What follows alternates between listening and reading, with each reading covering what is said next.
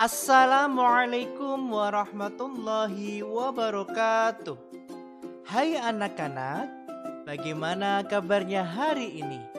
Semoga anak-anak semua dalam keadaan sehat dan selalu semangat mengikuti pelajaran. Kembali dalam video pembelajaran SD Kota Semarang. Pada hari ini kita akan belajar materi kelas 3, pelajaran 4 tentang hidup tenang dan berperilaku terpuji dengan sub pelajaran sikap tanggung jawab. Sebelum kita memulai pembelajaran, mari kita berdoa terlebih dahulu. Sikap berdoa. Mulai. Bismillahirrahmanirrahim.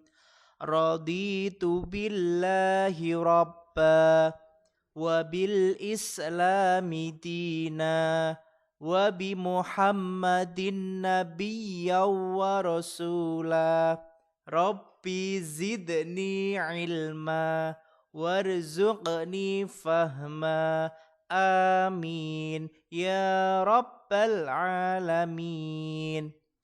Pada pembelajaran kali ini ada beberapa hal yang harus kita kuasai. Yang pertama, siswa dapat meyakini dalil yang terkait dengan perilaku tanggung jawab. Yang kedua, siswa dapat menunjukkan perilaku tanggung jawab. 3. Siswa dapat memahami perilaku tanggung jawab. Dan yang keempat, siswa dapat mencontohkan perilaku tanggung jawab. Anak-anakku yang salih dan salihah, coba amati gambar berikut ini. Menurut anak-anak, itu gambar apa ya? Ya, betul. Sikap tanggung jawab. Menurut anak-anak, sikap tanggung jawab itu apa sih? Tanggung jawab adalah kesadaran untuk siap menanggung segala suatu keadaan. Dalam Islam disebut mas'uliyah. Tanggung jawab juga diartikan sebagai usaha bersungguh-sungguh dalam melaksanakan tugas dan bersedia menerima akibat dari perbuatannya.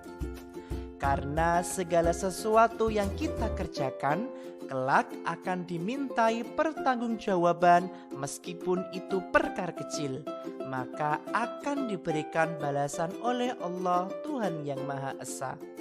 Dalam Al-Quran surat Al-Muddatsir ayat 38, Allah berfirman, A'udzu billahi minasyaitonir rajim. Bismillahirrahmanirrahim. Kullu nafsim bima kasabat rahinah. Artinya, tiap-tiap diri bertanggung jawab atas apa yang telah diperbuatnya. Quran surat Al-Muddatsir ayat 38. Jadi, anak-anak harus difikirkan dulu sebelum kita berperilaku.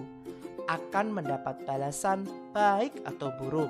Jangan sampai salah melangkah, karena semuanya akan dimintai pertanggungjawaban. Tanggung jawab kita itu meliputi apa saja sih? Nah, macam-macam tanggung jawab. Yang pertama, tanggung jawab kepada diri sendiri. Yang kedua, tanggung jawab kepada orang tua. Ketiga, tanggung jawab kepada lingkungan. Yang keempat, tanggung jawab kepada bangsa dan negara. Dan yang kelima, tanggung jawab kepada Allah Subhanahu wa Ta'ala. Tanggung jawab kepada diri sendiri, maksudnya kita harus bisa bertanggung jawab atas apa yang kita lakukan kepada tubuh diri kita sendiri. Contohnya, istirahat dengan cukup. Jika istirahat dengan cukup, anak-anak pasti sehat dan segar badannya. Jangan larut malam meski gak datang ke sekolah. Jangan suka begadang ya. Tidurnya harus tepat waktu. Yang kedua, belajar.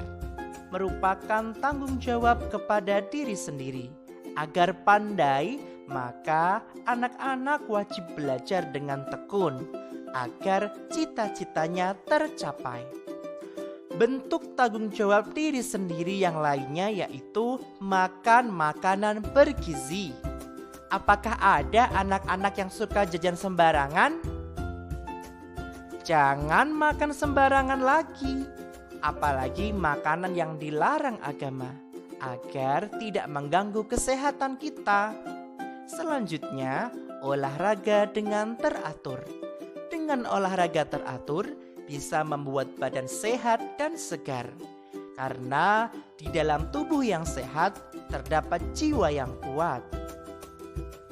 Yang kedua, tanggung jawab kepada orang tua, yaitu bentuk tanggung jawab anak-anak kepada orang tua, baik orang tua yang melahirkanmu atau yang mendidikmu.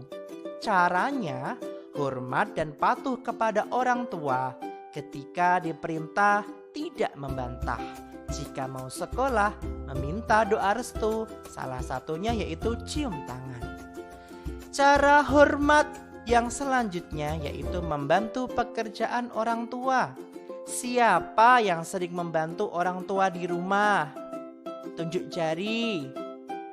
Sip, pintar. Seperti menyapu, mengepel, menjemur baju, dan lain-lain. Kalau orang tua sudah meninggal, bagaimana caranya? Caranya yaitu mendoakan kedua orang tua. Anak-anak hafalkan doa untuk orang tua. Ayo bersama-sama. Bismillahirrahmanirrahim. Rabbighfirli wali walidayya warhamhuma kama rabbayani shaghira. Ya Tuhanku, ampunilah dosaku dan dosa ayah serta ibuku, dan kasihanilah mereka sebagaimana kasih mereka padaku sewaktu aku masih kecil. Kemudian tanggung jawab yang ketiga yaitu tanggung jawab kepada lingkungan, yaitu anak-anak harus bertanggung jawab atas kondisi lingkungan sekitar, baik di rumah, di sekolah, dan lain-lain. Seperti ikut gotong royong dengan masyarakat sekitar. Dengan anggota kelasnya juga ikut gotong royong ya. Gotong royongnya harus yang baik, jangan gotong royong yang buruk. Lalu ada menjaga kelestarian lingkungan. Siapa yang suka bercocok tanam? Sip, bagus. Menanam pohon, memupuknya, menyirami, dan tidak buang sampah sembarangan agar lingkungan kita sehat dan bersih. Kemudian tanggung jawab yang keempat, yaitu tanggung jawab kepada bangsa dan negara. Anak-anak harus memiliki rasa nasionalisme dan ikut bertanggung jawab atas bangsa dan negara. Caranya bagaimana? Pertama, harus bangga dan menggunakan produk Indonesia seperti batik, tempe, dan makan makanan lokal lainnya. Yang kedua, ikut melestarikan budaya bangsa seperti acara dugderan, tari semarangan, dan lain-lain. Selanjutnya, ikut bela negara. Caranya tidak harus berperang, namun kita sebagai generasi muda harus melanjutkannya dengan rajin belajar agar menjadi generasi emas yang unggul, bisa bersaing dengan negara lain karena cinta tanah air sebagian dari iman. Tanggung jawab yang kelima yaitu tanggung jawab kepada Allah Subhanahu wa Ta'ala, yang mana merupakan tanggung jawab seorang hamba kepada Tuhannya. Caranya bagaimana? Caranya yaitu beribadah dengan tekun. Salah satu tugas makhluk kepada Allah yaitu beribadah. Maka ibadah kita harus sungguh-sungguh. Misalnya, sholatnya tidak boleh bolong-bolong, ikut menunaikan zakat, berkurban, dan lain-lain. Melakukan amar ma'ruf nahi mungkar, yaitu menyuruh kepada hal yang baik atau terpuji dan mencegah dari hal yang tercela seperti gambar berikut ini. Anak-anak, menurut anak-anak, itu gambar yang baik yang mana dan perilaku yang buruk yang mana? Betul, perilaku yang baik adalah ada gambar bapak dan anaknya memberikan sedekah kepada nenek. Kemudian perilaku yang tercela yaitu ada anak perempuan yang suka gosip. Di sini masih ada yang suka gosip nggak? Keuntungan orang yang bertanggung jawab. Yang pertama, hatinya tenang. Yang kedua, terciptanya kedamaian. Yang ketiga, terciptanya kerukunan. Yang keempat, disenangi teman. Dan yang kelima, mendapat kebahagiaan di dunia dan di akhirat. Sudah jelaskan anak-anak tentang materi tanggung jawab pada hari ini? Tugas pembelajaran kali ini yaitu jawablah pertanyaan-pertanyaan di bawah ini. Nomor 1. Apa yang dimaksud dengan tanggung jawab? 2. Sebutkan macam-macam tanggung jawab. 3. Sebutkan contoh tanggung jawab kepada orang tua. 4. Sebutkan contoh tanggung jawab kepada Allah Subhanahu wa Ta'ala. 5. Apa keuntungan orang yang bertanggung jawab? Demikian pembelajaran kali ini.